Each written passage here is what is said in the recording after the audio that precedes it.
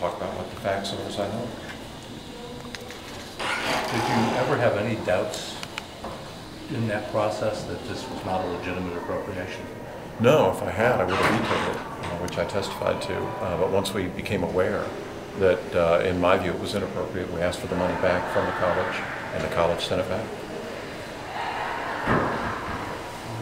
What's it like to be on the other side of it as a lawyer, being on the stand?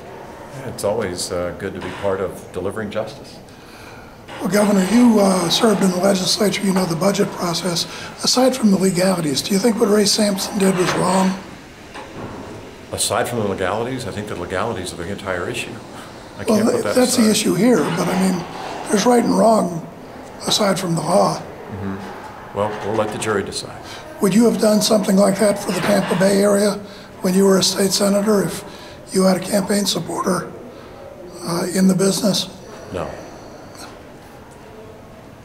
Thanks very much. Governor, what do you make of their argument was that basically you didn't know, you didn't have firsthand knowledge of this, and therefore you're not the most credible person to talk about it, and they also suggested that you were politically motivated here because you had, down the road, you had a U.S. Senate race in which this became an issue. How do you respond to those two allegations that they made? I didn't really hear any allegations today. Well, those statements that they made, rather.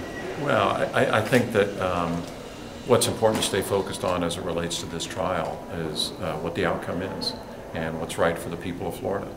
And I think what was right for the people of Florida is that if it was going to be an emergency operations center, as described to me, then that's what it should be.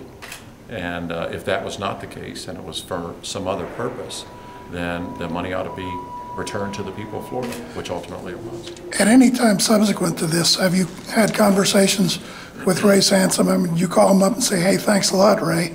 This is just what we need. No. I want to ask you, as governor, did you give presiding officers to be some deference in their appropriations? I think most governors do, and certainly I think that's part of it. And you hope that, when you do that, it's appropriate. And when you find out it's not, you fix it. In retrospect, did you give them too much deference? Well, no, because there was no indication that that wasn't warranted. So just to be clear, what is your feeling of that project? I mean, Well, I felt it was wholly inappropriate. That's why I asked for the money back from the college, and I assume that's why they gave it back. if they had described it as more accurately as the prosecution would suggest, saying that they could be leased out to someone else, would that have met your standard for disclosure? For a veto. Yeah, probably both, disclosure and a veto. So even if they had been honest up front about what the project is, you would have vetoed it? No, if they had been honest and upfront, it would have been vetoed, yes, that's right. How come? I mean, they'll point out that there are other uses. Mr. Meggs's church leases space from Tallahassee Community College. They say that's appropriate. I mean, how come if they hadn't disclosed? Because I thought it was inappropriate.